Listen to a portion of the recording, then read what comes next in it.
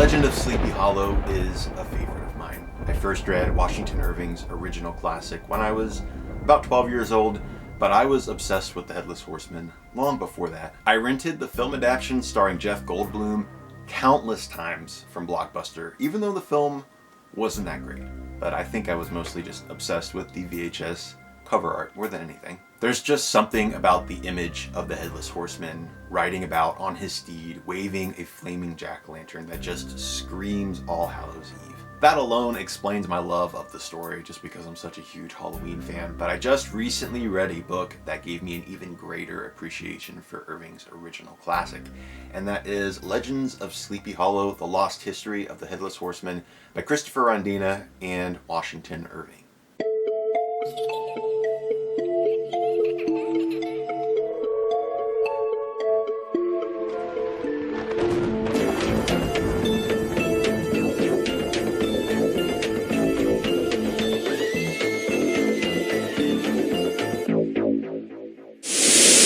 Legends of Sleepy Hollow includes Irving's original short story in its entirety, but the remainder of the book focuses on the actual history of the legend itself. Sleepy Hollow is a place that actually exists, so this may make you wonder, what about Ichabod Crane or Brom Bones? Are they based off of real historical people? And what about the Headless Horseman? Was he fabricated from Washington Irving's imagination, or is this spirit believed to have actually existed in life and death? Well, Christopher Rondina answers those questions to the best of his ability in this book by diving into extremely tedious historical research. He even goes so far as to fly to Germany on a whim to sort through endless foreign documents in search of the man who would later be known as the Headless Horseman. Not only is this book well researched, but it's very well written. There's nothing dry about Christopher Rondina's writing. It is clear from the get-go that he has a very intense love and passion for the legend of Sleepy Hollow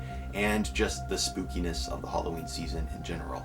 And he uses that passion to spice up the writing, which makes this the perfect book to read on a cool October night while sipping some hot apple cider. The design of the book also helps to enhance the atmosphere, as there are a bunch of great illustrations all throughout the book. So, is the Headless Horseman real? It seems like he is indeed inspired by a real person, but I don't want to say anything more as to spoil the fun. I would recommend reading this book for yourself, especially if you want to revisit Irving's original classic or visit it for the very first time. Now, Legends of Sleepy Hollow is not available on Amazon at this time. The only way you can get this book is by either going to Sleepy Hollow and buying it at one of the gift shops, or by going to Christopher Rondina's website, where he has a signed paperback copy of this for sale. He has also written a bunch of other books about New England. One of those is Ghosts of New England, which I read just after reading this book, and I thought this was a whole lot of fun. This reminds me a lot of the books that I would read as a kid. I would always check out true ghost story books from the library, and this reminded me of that. All of the stories, the spooky narrative, it feels so much like those books.